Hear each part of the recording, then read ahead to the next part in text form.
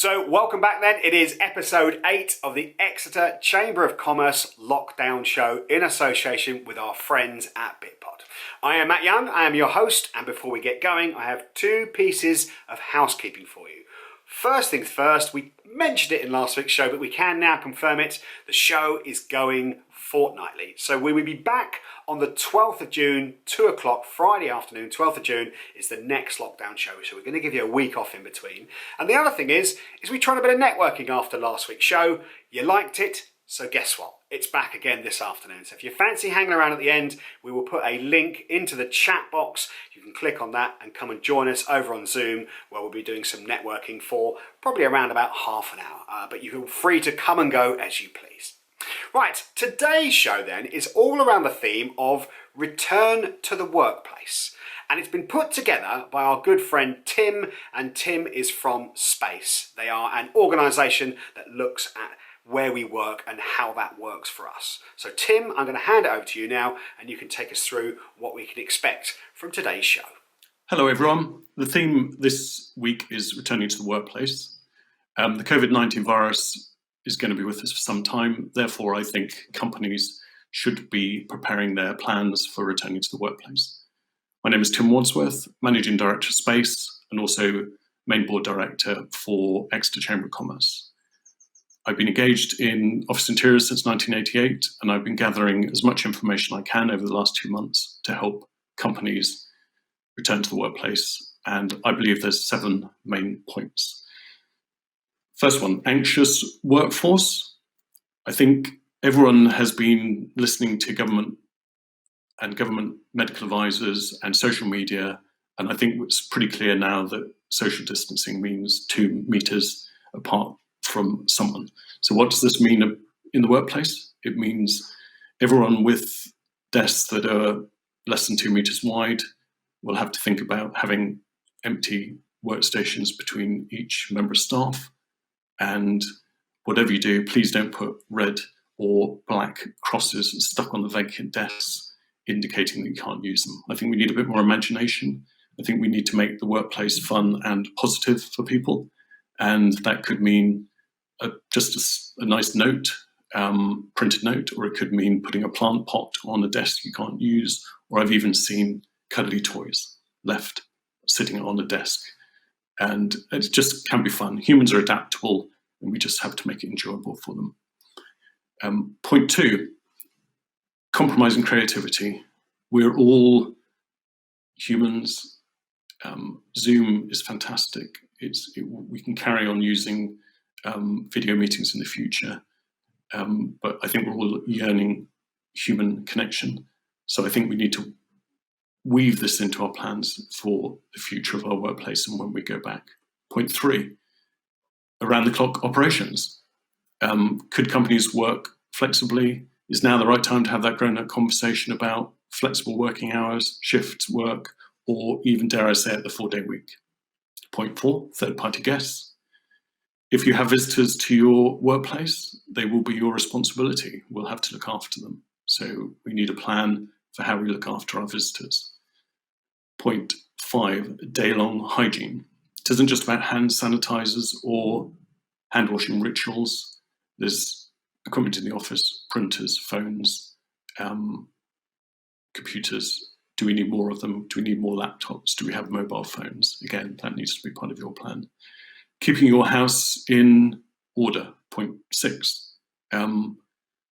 Cleaners travel from one company to another, so we're going to have protocols around that and transferring any potential viruses.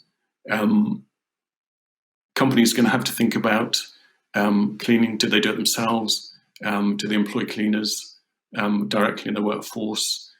They need to engage with their landlords if they're a communal toilets and kitchens that you share with other companies, and engage with landlords before you return to the workplace. Leave plenty of time because they're busy as well at the moment.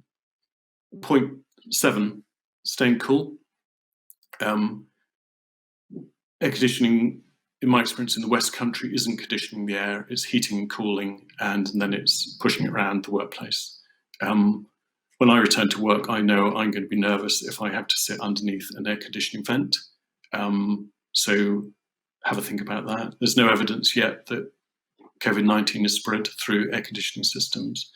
And as more information becomes available, I'll share that with you guys on social media and LinkedIn, so you can be up to date. So that's my 7 points. An anxious workplace, compromising creativity, around-the-clock operations, third-party guests, day-long hygiene, keeping your house in order and keeping cool. We can have months of disruption. Don't rush. We're only 2 months in. There's lots of information and products out there that can help you, but just leave it. I think you need a plan for now to get back to the workplace, and you need a plan for the future, a longer-term plan. And if I can help you with those plans, I will. Just email me or give me a call. Thank you for listening. Brilliant. There we go. That sets the theme for today's show. Tim, thank you very much indeed. Right then, on to our first guest for today. It gives me great pleasure to welcome to the show Dr. Vicky Barnes. Vicky, hello. It's an absolute pleasure. It's great to be here. So Vicky is a consultant clinical psychologist who specialises in positive psychology. Vicky's here to talk to us today about the best of you. Vicky, the floor is all yours. I've been thinking a lot lately about what it's going to be like when things return in terms of our working lives. And it's not necessarily that we're going to return to the way things were, because we're all talking about this new normal. But how does that impact ourselves in terms of our well-being? Well, a lot of the people I'm talking about at the moment are already talking about the anxieties and, the withdrawal from people, which is causing kind of some upset and depression and things like that, which is a real struggle for people. But what's happening now is we're thinking, okay, we're starting to be able to go back into the workplace and to go back to some of those roles. And there's anxiety and some withdrawal around that. And it's all to do with change. Now, there's this thing called the change curve or the change cycle. And what it is it's something that us humans go through when anything different happens to us. And it's really, really useful to have that as a model. Because, in the first instance, there's always going to be this sense of dread or denial or shock of something that happens. And I think we can all identify with that given the current situation. But then we move through to this different place, which is kind of understanding what's happened or being able to kind of identify with it and change things in a little bit more of a positive way. Now, a lot of that is to do with our personality style. So, for example, the introverts and extroverts will find working at home and working in a busy office very different. So it's really important for us as individuals to understand what we need in terms of our environments to be our best selves at work. But also it's important to understand what the people that we have working with us or for us or the people we work for need as well. And it's really great to get a sense of who we are in terms of our natural preferences and our natural style so that we can empathise and express how we're feeling, but also adapt and flex our style to suit the needs of the whole team or whole organisation. That's the absolute gold standard. Some people manage their time differently as well. So it's not just about whether you like more personal space and quiet space or a busy, buzzing office full of people, but it's also about how you manage your time. So, do you like to keep work at work? Do you like to intersperse work with play and have a bit more of a laugh and joke? How serious are you when you're on task? Again, it's really important for us to understand ourselves and how we best work and understand each other. And what we can then do is we can start to implement the best way of working going forwards, in whatever way that is, to suit our own needs, but also suit each other's needs as well. So thinking about our kind of personality styles and preferences is one way of kind of embedding a really good practice when we think about returning to the workplace. Another thing that I like to talk about is, those little simple but effective tools and techniques that we can use every day to help make that return to work, which is another change in our lives, more positive. Now, I like to create positive emotions around whatever I do when I'm working with people. So I would suggest things like gratitude statements or a gratitude wall or something like that, where people can express what they're really thankful for every day. It's a really good start to a team meeting, for example, or a day when you come into the office and you see gratitude statements on the wall. And it reminds us that there are things to be really thankful about all of the time. It can be a gratitude statement about a person, perhaps something they did for you, or just perhaps that you enjoy working with them, or a statement about finishing a project or sealing sealing a deal or even just getting back into the workplace, for example. And then at the end of the day, I'd also suggest that you focus on the good things that happened that day. So making those statements about kind of 3 good things, for example, that went really well, and they don't have to be huge, they can be small. We enjoyed a conversation, or I enjoyed my lunchtime break because I went outside, or whatever it might be.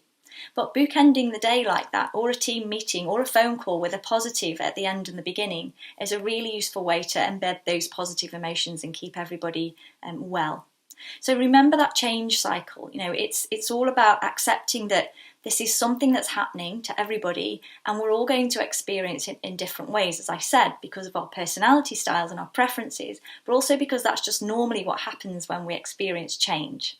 So being aware of that is one of the most important things that we can do, both for ourselves and our colleagues and people that we work with.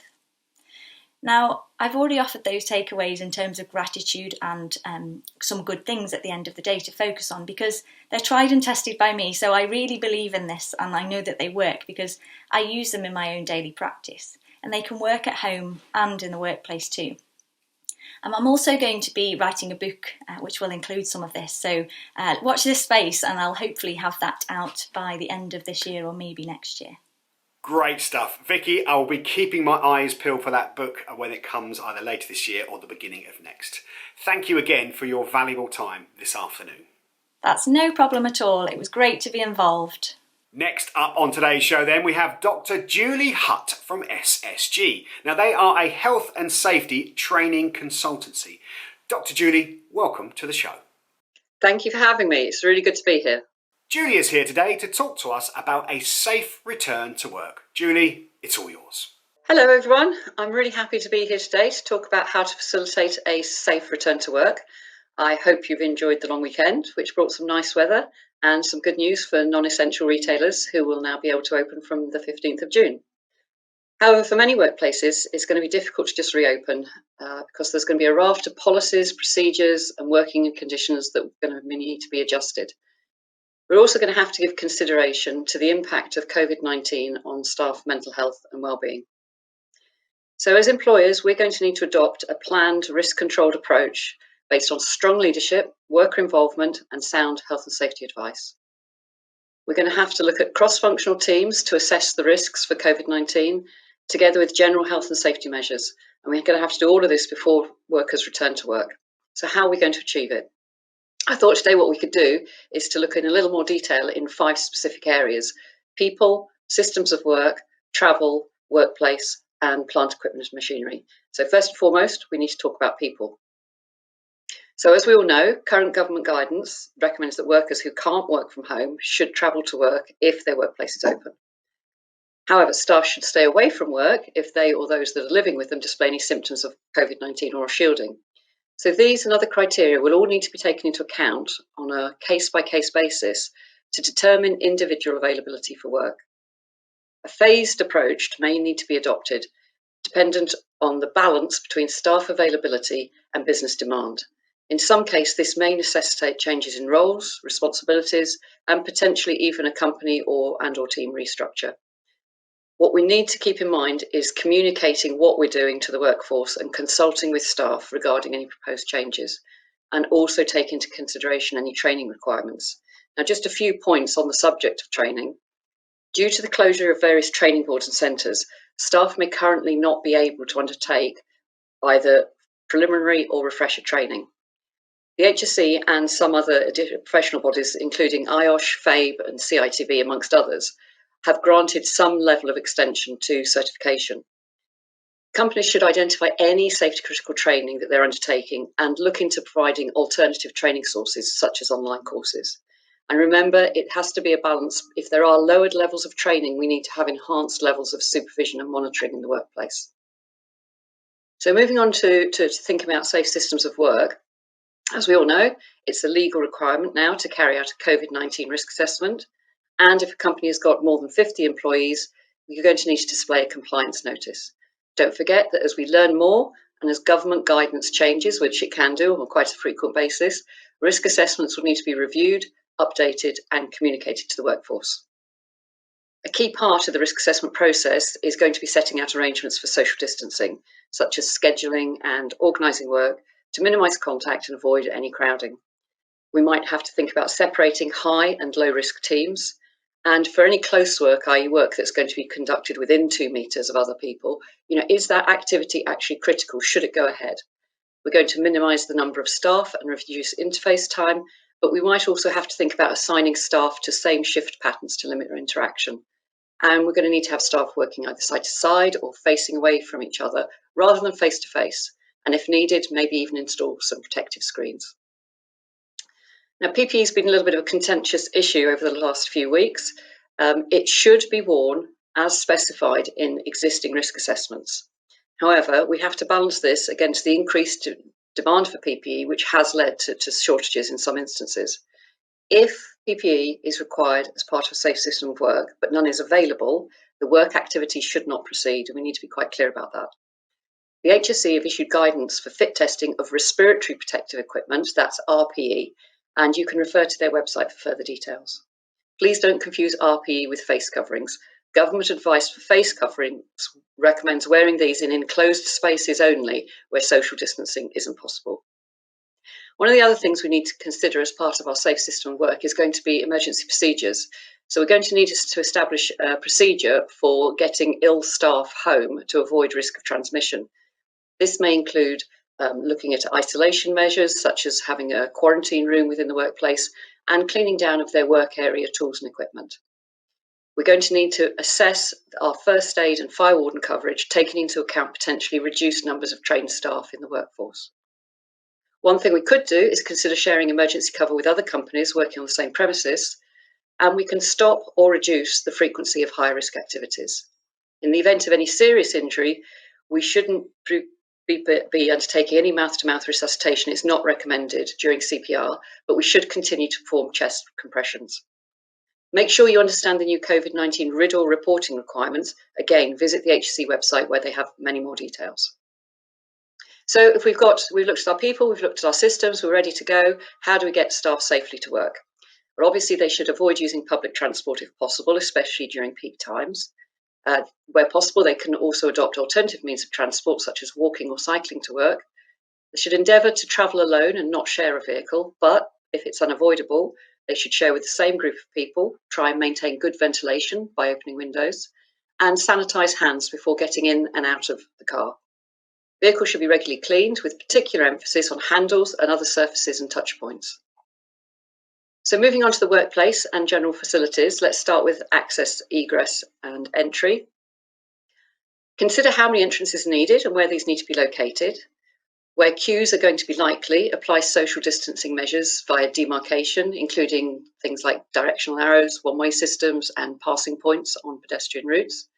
You may need to implement staggered start and finish times to ease congestion at peak times. You need to install sanitising stations at all entrances, and that should also go alongside clear instructional signage. Think about lifts. You need to limit the capacity of lifts using signage and floor markings, and staff should be asked to use stairs in preference to lifts. For rooms, we need to clearly display capacities, provide natural ventilation, and as far as possible, avoid hot desking. Turning to welfare facilities, such as toilets, hand washing facilities and canteens, staff should be given regular breaks to wash and sanitise hands, but the number of people using the facilities at any one time should be restricted. You're going to need to maintain an adequate stock of supplies and replenish these regularly, and also ask staff to bring in their own food and refillable drinks bottles and flasks. In terms of cleaning, if the premises have been closed for a period of time, we're going to need to carry out a deep clean before reopening. And we're also going to have to think about potentially flushing out the water supply to prevent the spread of Legionella, and we're definitely going to have to revisit Legionella risk assessments. Companies will also need to consider increasing the number of cleaners and welfare attendants and the frequency of cleaning. So we're going to have to establish clear cleaning rotas and checklists, and we're going to make sure that we've got enhanced cleaning procedures in place for communal areas, welfare facilities and touch points, such as taps, door handles, push plates, handrails and equipment controls. Finally, let's take a look at how to operate plant equipment and machinery safely. We should limit operators to one per machine or man riding platform, and when undertaking maintenance, we should avoid sharing tools and clean these after they've been used. Any unnecessary high-risk maintenance work should also be avoided and rescheduled where possible. One thing to note is that all statutory inspection requirements for lifting equipment and pressurised systems do remain in place, so work equipment is still required to be safe for use, and all reasonable attempts should be made to carry out thorough examination testing on schedule. I hope this has helped. I think we've covered quite a few points there. Back to you, Matt. Oh, I love that. A proper handover. Thank you, Julie. Listen, that was really informative. We appreciate you coming on the show this afternoon. You're very welcome, Matt. I've really enjoyed my time here. Thanks a lot. Okay, then, it's time for the good news section of the show. As regulars will know, it's definitely my favourite part. I love hearing the good news stuff and about the successes of businesses in and around this brilliant city. Kicking off today, then, with Jenny from Co-Delivery. I'm Jenny Ryding from Co-Delivery. Since 2017, we've been providing Exeter businesses with a delivery service using electric cargo bikes, and I'm pleased to report that we are expanding.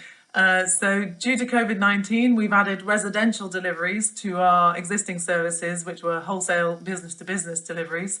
And as well as this, we've just discovered that we've won a grant from the government for additional bikes. So we will be adding some more of the high capacity electric cargo trikes, which can take up to 1/4 of a tonne, as well as some of the smaller, faster electric cargo bikes for more urgent or fragile deliveries.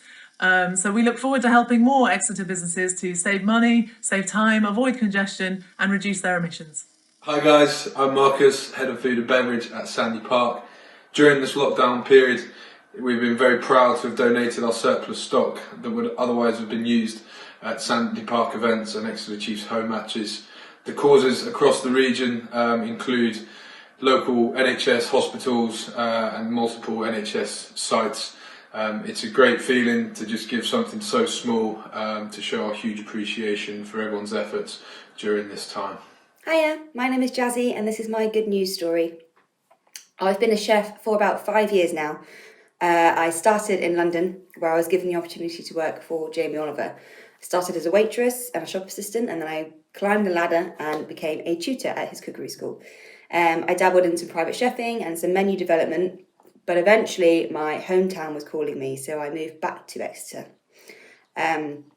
I started working for Exeter Cookery School, which was brilliant and I loved it, and I created lots of different courses with food from all the way around the world.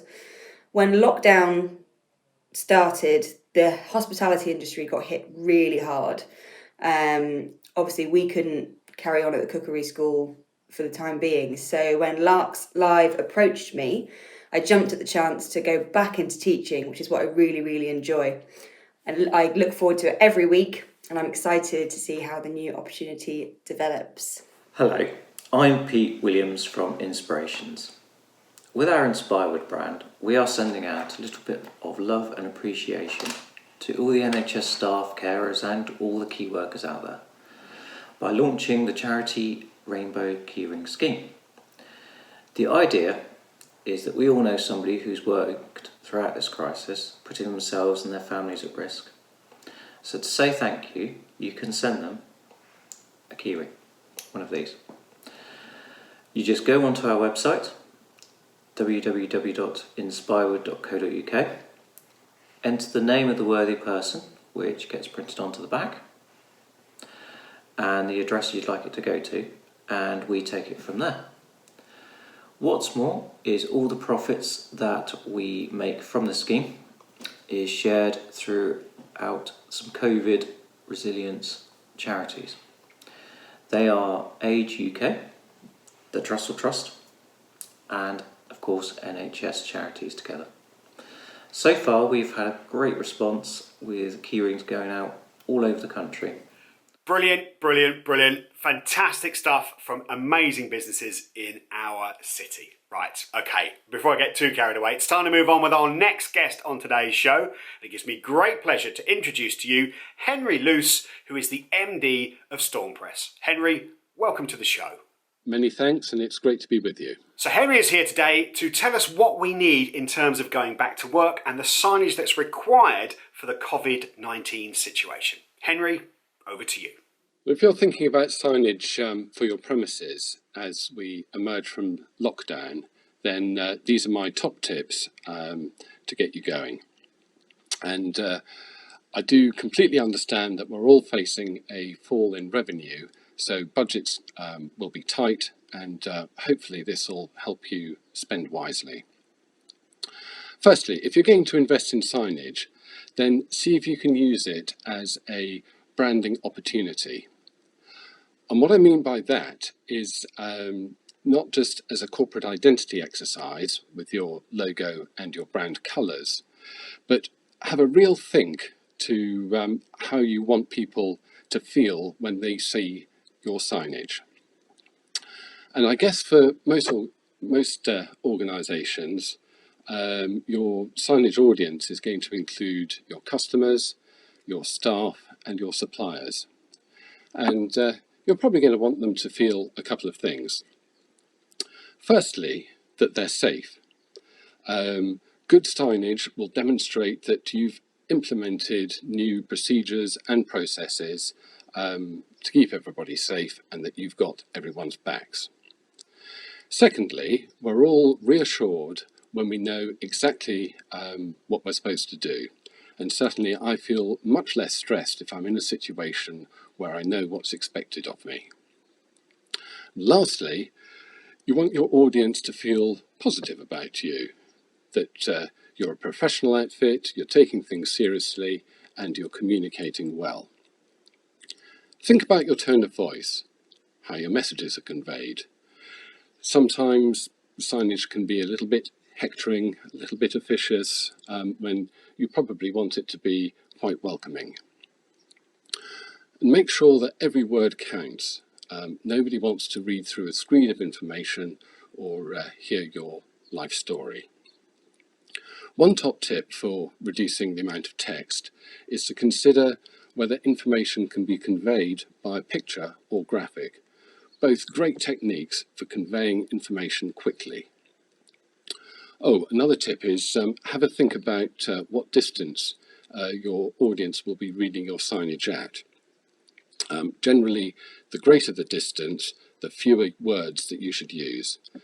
That's why, for example, directional signage will be very, very short and brief, whereas if you're telling somebody about health and safety regulations, the sign's designed to be read close up so you can have plenty of text.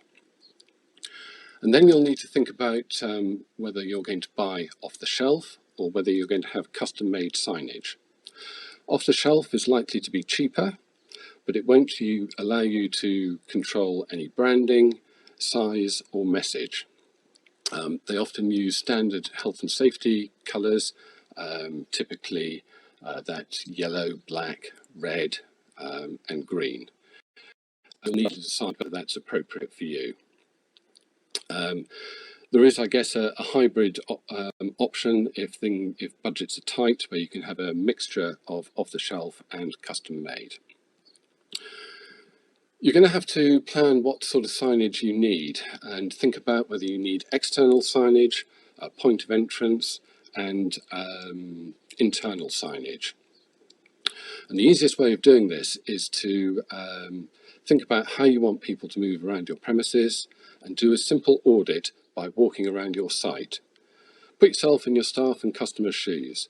What would be useful? What would they expect? And also consider whether anything's changed with your procedures since they last visited, like collections or deliveries. And pay particular attention to higher risk areas like kitchens, lifts, canteens and washrooms. And then you're going to have to decide how to display your signage. Is it going on a wall? How will you fix it? Maybe it'll be, it's better to have a freestanding system like a pull-up banner or an A-frame. Think about whether there are any health and safety issues if you're placing your signage in an open space. And talking about health and safety, I've got a great tip if you're using floor signage. When the government talks about the spread of COVID, they refer to the R number. Well, there's an R number for floor signage, and it indicates the strength of the anti-slip finish. Generally, floor signage will have an anti-slip rating of R10 or R11. R10 is designed for light use in a dry environment, so no wet shoes coming off a wet street. R11 is much more hard wearing and has a stronger anti-slip coating. Needless to say, it's a bit more expensive, but it's the one to go for. Don't fall on your R's. Very good, Henry. I see what you did there. It's kind of a family show. Listen, thank you very much indeed for your time on the Lockdown Show this afternoon. Not at all. I really enjoyed it, and I really hope that we all get back to something like normal soon. Okay then, time for the tips and tricks part of the show, and we're kicking off today with the wonderful enhancement to dictating for your emails. Why type when you can speak? Dictate email in Gmail. Now this has been around for a while, but the new and improved version has just been released. It's literally a Ron Seal statement. It does exactly what it says on the tin.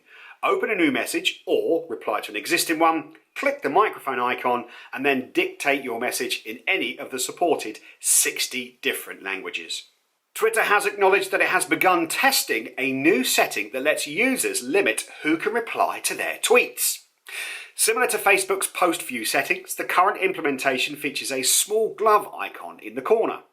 Tapping on it brings up a Who Can Reply window. From there, you can pick from one of three options. Either everyone, people you follow, or only people you mention. Nice, now that should help stop a few trolls. Recording your computer screen can be very useful. Well, Screencastify does just that. It allows you to capture a tab, the whole screen, or your webcam only. You can even embed your webcam anywhere in your recording. Additionally, you can narrate with your microphone, and it has the ability to record offline too, so there's no internet required. I use something similar to this and it is brilliant. Instagram has posted its guidelines for using copyrighted music during its live videos, stories and other posts on the platform. And part of this announcement includes a new update to the notification that pops up to tell users they're using unlicensed art in ways that violate its rules. The changes to the pop-up notification are designed around helping users avoid Instagram's automated interruptions. What they'll do is mute or even block you outright if you're using copyrighted music. They'll do that if a piece of licensed music plays for too long over or in the background of one of your videos. With COVID-19 still being a factor, do you know how to safely clean your smartphone, as some substances can damage your device? Well, Dr. Lena Siric, a microbiologist from the University College London, can show you in this short video how you can effectively clean your phone using just household soap and water. Right, time for another guest on this afternoon's Lockdown Show, and it's time to introduce you to Matt Huddleston. Matt, good afternoon. Thanks, Matt. It's great to be part of the show. Matt is a partner at OTB Evening, and he's here to help us with the legal considerations when getting employees back into the workplace. Matt, it's over to you.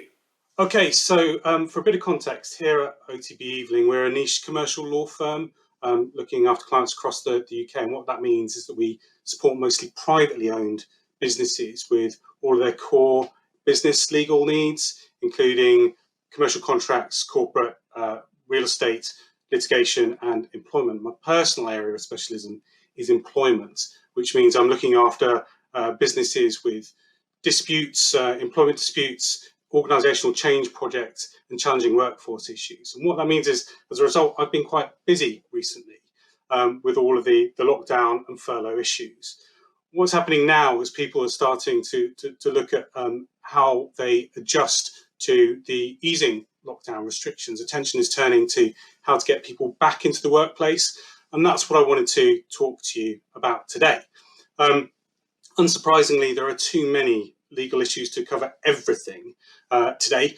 So what I wanted to do was just pick a couple of the most common issues that I'm being asked about to advise clients on right now. The first, it's not very exciting, but it's something we all have to deal with, is annual leave. So furloughed employees will have continued to accrue annual leave whilst they've been on furlough. And employees who have been working from home may not be so inclined to take their annual leave right now when they can't do lots of exciting things with it. So employers are grappling with the issue of how to balance a potential glut of annual leave requests with the business's operational requirements. Now, the first thing to remember is that you, as the employer, will have the right to approve or deny those annual leave requests when they come in. And in some cases, you may even have the right to specify when an employee must take their annual leave, although you may be reluctant to use that. Secondly, if an employee cannot be allowed to take their annual leave in the current annual leave year, it can be carried forward into the next year. And to the extent that that applies to their statutory minimum annual leave entitlement, an employee can then take that at some point in the next 2 annual leave years. But, and this is important, if an employee can reasonably take their annual leave during the current annual leave year, but chooses not to, then they don't have that automatic right to carry their annual leave forward into the next annual leave year or beyond, subject to any individual contractual relationships you have with those employees or that employee. And remember, when looking at this, the right to take annual leave is the right to have time off work. It's not the right to spend that time on a beach in Mallorca or sailing the Mediterranean, even though some employees might think that it is. So that's annual leave. The second area I'm being asked about is, you guessed it, it's redundancies and restructures. And if you're looking at this right now, then you're certainly not alone. There'll be some businesses who are looking at closing whole businesses, they'll be looking at partial closures, some will be moving to a more permanently distributed or remote model of working, and others will simply have found out that they can manage with less, and they'll be looking to streamline as a result. All of them will be looking at headcount reductions, but every redundancy and restructure process is different. The key point I wanted to make today really about those processes is that if you have an idea about what your business structure is going to look like in the future when you get back to work, then you can start planning for that now, and you can start consulting with your employees now. You don't need to wait until we get completely out of lockdown. You can also, or you can even rather, make your selections and issue notices of redundancy to employees who are still on furlough if you want to. What isn't entirely clear to me is how HMRC are going to view that notice pay period. Our advice, and there are different opinions on this, but our advice is that employees should be paid their full rate of pay during any notice pay period, rather than the 80% furlough rate of pay. There's nothing in the furlough rules currently that says that you can't reclaim 80% of notice pay back from HMRC, but the scheme was designed to avoid job losses. So I do think there's a potential risk that HMRC may view the 80% of notice pay as a sum that can't be recovered under the scheme, particularly when they start to rules in August. We simply don't know yet. There isn't any clear indication of what will happen with that, but it's something just to keep in mind. At this stage, though, there doesn't seem to be anything to stop you at least making the claim for 80% of that notice pay.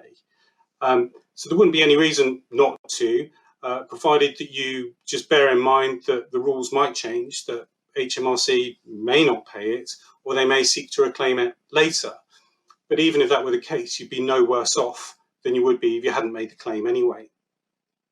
Do stay close to your accountants on this, though, and you're up to date with any changes on the rules in relation to the sums you can reclaim through the scheme. And finally, on a cheery, not so cheery note, be ready for the employment claims. Increased rates of unemployment will lead to increased levels of employment tribunal claims, I'm afraid. And that will include employees challenging what are otherwise seem to be entirely legitimate redundancy decisions. So stay alert. There we go then, a good grounding of the legal implications for you and your staff as you return to the workplace. Matt, thank you very much indeed for your knowledge this afternoon. Thanks, Matt. It's been an absolute pleasure. Good luck, everyone, and stay positive. Right, don't forget, we are going networking very shortly indeed. We will place a link into the chat box for you. All you have to do is click on it and it will take you to our Zoom room where you can go networking this Friday afternoon. So that's coming up very shortly. But before that, we have the final part of the show, and I bring to you Martin Smith from Teaching Schools Southwest. Now, he's here to tell us how webinars have transformed his business currently. Hello, my name is Martin Smith, I'm the Director of Teaching Schools South West. It's a partnership of schools, trusts and teaching school alliances based in Kingsbridge, South Hams. We work with schools across the Devon, Plymouth and Torbay area.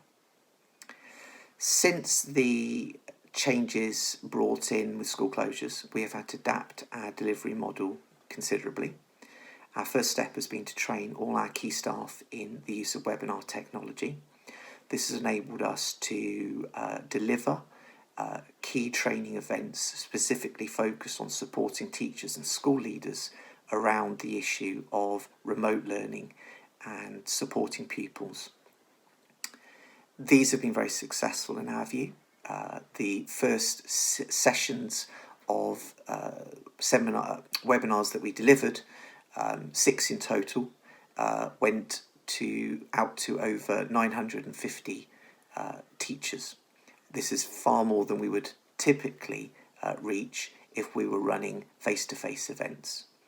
We've run other events with partners, the Education Endowment Foundation, and we have actually had to close our bookings because our webinar platform only allows us to take up to 500 delegates onto the programme. So it gives you an indication of the growth of this area. Worth noting, of course, teachers are at home at the moment in the main, so therefore they are more readily available to access programmes like this. We have annually a large conference in the summer. We have adapted this into an online conference, again using our skills and know-how from webinars and engagement with media businesses to enable us to make that transition. That move has enabled us to go relaunch the conference, and we are confident that we will be able to deliver that conference now to a large number of people and maintain the original programme that we had set out to do. Looking forward to the medium and long term, we are confident that we can adapt to the different circumstances that we may face. We feel confident that we can continue to deliver our offer, our services. More importantly, perhaps, I don't think we will return to the methods of delivering that we held before March. I think in the future our systems will involve a blend of face-to-face and online learning. And I think this will be a very positive move because, as we've seen from the pilots that we've done so far in the last 2 months, these can be very successful. They can be delivered to a very high standard. And I think that the key for us has been identifying a good partner to work with, to equip us with the skills to take on these challenges. But these have been exciting times for us to adapt and respond. We feel an enormous privilege to work with schools, to support them through the tremendous difficulties that they are facing. And we wanted to play a small part in ensuring that they can meet those challenges. There we go then. Proof, if proof were needed, that webinars like this one are very, very useful indeed. And a little birdie tells me that Bitpod, who put this webinar together for us and do all the heavy lifting behind the scenes, might have had something to do with Martin Smith over there at Teaching Schools South West. So well done, guys. Okay, don't forget, we are back in 2 weeks' time. We're back in a fortnight, 12th of June, 2 p.m, Friday afternoon. You can now register for that show in the pop-up box in the bottom left-hand corner of the screen. So register now. We'll send you a reminder before the show starts a week after, on the 12th of June, 2 o'clock. But for now, let's go networking. Who's up for that? Come and join us over on Zoom. There should be a link right now in the chat box. Click on that and you'll see us over in the Zoom room where we can all get networking this Friday afternoon. Looking forward to another glorious weekend. In the meantime though, if you can't join us, have a very, very safe and happy week, and we'll see you in 2 weeks on the 12th of June. Bye-bye for now.